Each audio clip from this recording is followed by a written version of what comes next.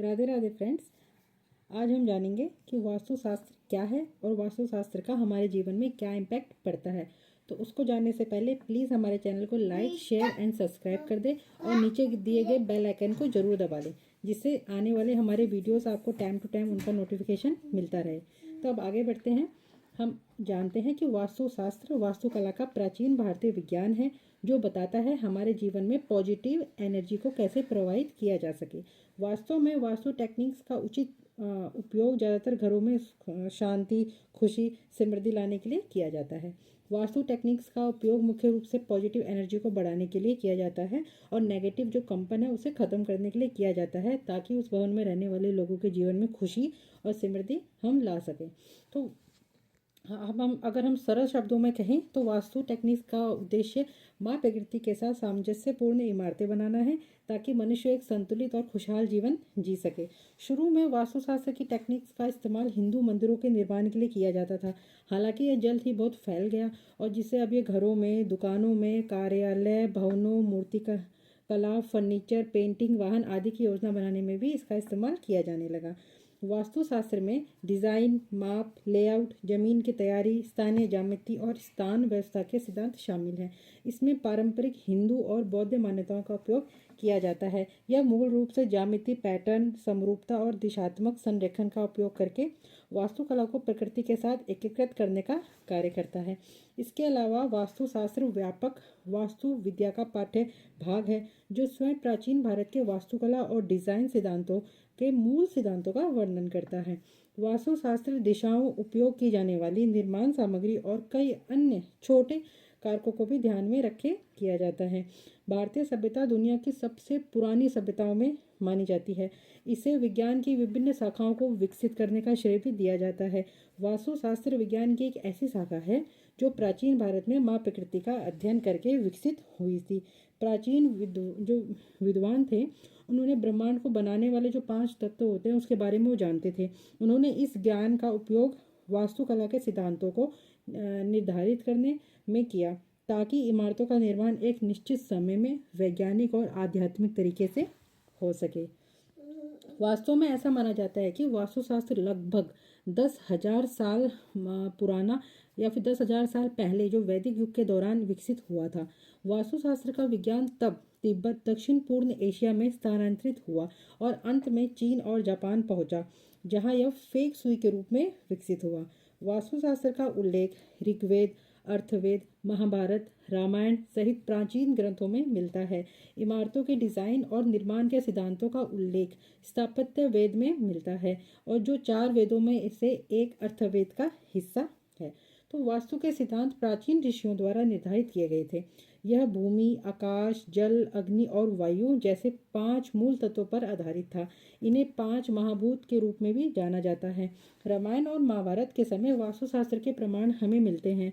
उदाहरण के लिए अगर हम कहें, फॉर एग्जाम्पल, महाभारत में इंद्रप्रस्थ में जो पांडव थे, पांडवों की जब महासभा का निर्माण हो रहा था, वास्तुशास्त्र के सिद्धांतों के अनुसार जब उसका निर्माण किया गया, तो इसी तरह भगवान राम के राज्य की राजधानी अयोध्या की साइट योजना हिंदुओं के महान वास्तु शिल्प ग्रंथों में से एक मानसारा में वर्णित डिजाइन के समान थी। तो वास्तुशास्त्र में हम 5 तत्व हैं, उसके बारे में अगर हम बात करें तो वास्तुशास्त्र निर्माण के अपने सिद्धांतों को निर्धारित करने में माँ प्रकृति के 5 मूल तत्वों को ध्यान में रखा जाता है। और वो 5 मूल तत्व हैं वायु, अंतरिक्ष, जल, पृथ्वी और अग्नि। तो वास्तव में हिंदू मान्यताओं का अनुसार हमारे आसपास का पूरा ब्रह्मांड 5 मूल तत्वों से मिलके बना है। इसके अलावा प्रकृति के 5 जो तत्व हैं, मानव शरीर के 5 तत्वों से निकटता से जुड़े हुए हैं। जब ये 5 तत्व प्रकृति और मानव शरीर एक दूसरे के साथ समन्वय में होते हैं तो मानवीय संबंध सामंजस्यपूर्ण हो जाते हैं। तो वास्तुशास्त्र के इन 5 तत्वों के ज्ञान का उपयोग इमारतों की योजना बनाने में, निर्माण करने के लिए किया जाता है, ताकि वे पृथ्वी पर मानव जीवन का समर्थन कर सके। यह तथ्य अकेले ही इस बात का व्याख्या करता है कि क्यों वास्तुशास्त्र घर में कुछ बदलाव पर जोर देता है, या कुछ चीज़ों को कुछ जगहों पर रखना क्यों इतना आवश्यक हो जाता है। आपने देखा होगा कि हम जब घर का निर्माण करते हैं तो घर के हर एक कोने का अपना अलग इम्पोर्टेंस है कि किस डायरेक्शन में किस चीज़ को हमने कहाँ रखना है। तो वास्तुशास्त्र भी हमें यही बताता है कि क्यों कुछ चीज़ों को किस जगह पे रखना आवश्यक होता है। इसके अलावा ये तत्व निर्धारित करते हैं कि विशेष दिशाओं का कुछ वस्तुएं किस प्रकार के लोगों के साथ कैसे बातचीत करती है। फॉर एग्जाम्पल, अग्नि राशि वाले कोई व्यक्ति है, अगर वो जल कोने का प्रतिनिधित्व करने वाले कोने में कार्यालय स्थापित करता है तो उसको इसका नुकसान होता है, तो उसको ये करने से बचना चाहिए। इसीलिए वास्तुशास्त्र दिशाओं, प्रकृति के तत्व के साथ साथ रहने वाले व्यक्ति के व्यक्तित्व या तत्व पर विचार करता है। वास्तुशास्त्र में दिशाओं का अपना अलग ही इम्पोर्टेंस है। अगर हम देखें तो तत्वों के अलावा दिशाओं को भी वास्तुशास्त्र के प्राचीन विज्ञान का बहुत महत्वपूर्ण पहलू माना जाता है। इसलिए घर बनाते समय आपको यह सुनिश्चित करना होगा कि सब कुछ सही कोने पे हो। इसलिए इस प्राचीन अभ्यास का पूरा लाभ उठाने के लिए वास्तुशास्त्र के दिशाओं के बारे में जानना आपको अति आवश्यक है। यहाँ हम वास्तुशास्त्र की 8 दिशाओं को आपको बताएंगे और उसमें से दिशा है ईस्ट डायरेक्शन की बात हम करते हैं। तो ईस्ट जो डायरेक्शन है, जो पूर्व है, ईस्ट डायरेक्शन, वो सूर्य उदय की दिशा मानी जाती है और इसलिए नई शुरुआत का प्रतीक है। यह दिशा विशेष रूप से अच्छी होती है जब आपको कुछ नया स्टार्ट करना होता है या फिर आप कुछ भी नया स्टार्टअप कर रहे हैं, कुछ भी नया स्टार्ट कर रहे हैं। इसके अलावा पूर्व में समृद्धि की दिशा भी पूर्व को मानी जाती है। हमने पूर्व दिशा से संबंधित कुछ महत्वपूर्ण पहलुओं को सूचीबद्ध आपको हम इस तरीके से आपको बताएंगे। जैसे फॉर एग्जांपल, घर का प्रवेश द्वार, जब आपका जो घर का एंट्रेंस है वो लिविंग रूम, आपका पूजा स्थान, अध्ययन रूम आपका है, वो आपको हमेशा ही पूर्व दिशा की से बनाना चाहिए। रसोई या शौचालय पूर्व दिशा में आपको बिल्कुल भी नहीं बनाना चाहिए। तो पूर्व दिशा पश्चिम, दक्षिण पश्चिम या उत्तर पश्चिम दिशा से अधिक ऊंची नहीं होनी चाहिए।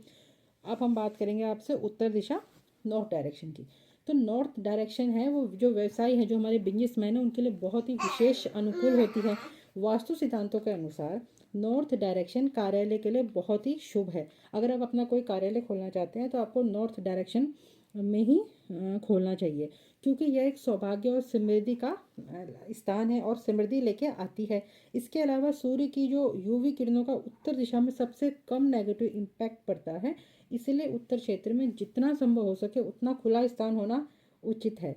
यहाँ हम कुछ ऐसी बातों को सूचीबद्ध करते हैं जिनका आपको वास्तुशास्त्रों में उल्लेखित उत्तरी दिशा का लाभ उठाने के लिए आपको ध्यान में रखना चाहिए। तो सबसे पहले आपको अगर नॉर्थ डायरेक्शन का आप ज़्यादा से ज़्यादा लाभ उठाना चाहते हैं तो आपको अधिकतम लाभ प्राप्त करने के लिए अपना घर या जो आपकी इमारतों का जो उत्तरी भाग में अपना कार्यालय बनाएं। उत्तर दिशा में आपको ढलान या फिर ऊंचाई रखनी है। घर के उत्तरी भाग में कोई शौचालय ना बनाएं। साथ ही सुनिश्चित करें कि उत्तर दिशा में कूड़ेदान, आपका घर का डस्टबिन ना रखें और नहीं होना चाहिए। तो उत्तर दिशा में सीढ़ियाँ भी ना बनाएं, क्योंकि यह वित्तीय विकास के लिए आपके लिए हानिकारक है। उत्तर दिशा में सीढ़ियाँ आपको नहीं बनानी है। तो घर के उत्तरी भाग में रसोई घर भी नहीं बनाना है। ये हो गया नॉर्थ डायरेक्शन के बारे में। अब आपको हम बताएंगे वेस्ट डायरेक्शन, पश्चिम दिशा।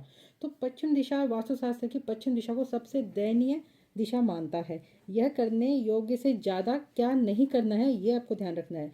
जो आपके घर की वेस्ट डायरेक्शन है उसमें क्या रखना है, इससे ज़्यादा आपको ध्यान देना है कि आपको उसमें क्या नहीं रखना है।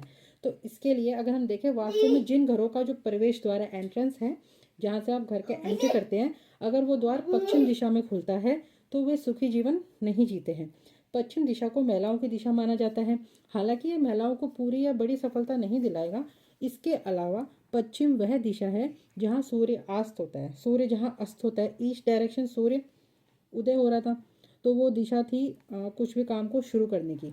और जो पश्चिम दिशा है, वेस्ट डायरेक्शन, उसमें सूर्य अस्त होता है, तो इसीलिए इसमें आप कोई भी नई शुरुआत नहीं कर सकते। वो आपके लिए अच्छा नहीं माना जाता है और अच्छा नहीं भी साबित होता है। पश्चिम दिशा में संबंधित निम्नलिखित बातों का आपको ध्यान रखना चाहिए। पश्चिम दिशा किसी भी चीज की तुलना में सीढ़ी या टैंक रखने के लिए विशेष रूप से उपयुक्त है। घर की पश्चिम दिशा में कचरे का डिब्बा आप रख सकते हैं, या फिर घर की पश्चिम दिशा में आप गैरेज बना सकते हैं। पश्चिम दिशा को विशेष रूप से घर के अंदर कार्यालयों के लिए दूसरी पसंद माना जाता है। अब हम बात करेंगे साउथ डायरेक्शन की, दक्षिण दिशा की। तो दक्षिण दिशा को काफ़ी विरोधाभासी दिशा माना जाता है। इसके अलावा इस दिशा को लेकर बहुत लोगों में बहुत ज़्यादा डर है कि इस दिशा को लेकर कई आशंकाएं हैं, जो ये निश्चित नहीं है कि इस दिशा लोगों के लिए कारगर है या नहीं है। तो फॉर एग्जाम्पल दक्षिण मुखी प्रवेश द्वार वाले घर शुरुआती वर्षों में आपको सफलता दिला सकते हैं। अगर आपका जो घर का एंट्रेंस है वो अगर साउथ डायरेक्शन में है तो स्टार्टिंग में आपको लाभ हो सकता है, लेकिन लंबे टाइम तक आपका वहाँ पैसा नहीं रुकेगा, आपको लाभ नहीं होगा और अंततः बहुत ही आपको नुकसान होने लगेगा। इसलिए साउथ डायरेक्शन का उपयोग चक्रों में करने की सलाह दी जाती है ताकि इस दिशा के सभी बुरे प्रभाव को दूर रखा जा सके। यहाँ हमने कुछ ऐसी बातें आपको बताई जिससे आपको दक्षिण दिशा के संबंध में ध्यान में रखनी चाहिए। दक्षिण दिशा घर की बाकी हिस्सों की तुलना में ऊंची होनी चाहिए। दक्षिण दिशा में सीढ़ियाँ होनी चाहिए और दक्षिण दिशा में टैंक या फिर हम ओवरहेड टैंक रखें। इस दिशा में रसोई और भोजन कक्ष आपको नहीं बनाना चाहिए। दक्षिण दिशा में बेसमेंट नहीं बनाना चाहिए। उत्तर पश्चिम या फिर वह दिशा है जो दक्षिण दिशा में नहीं बनानी चाहिए। तो आज के लिए बस इतना ही। राधे राधे फ्रेंड्स।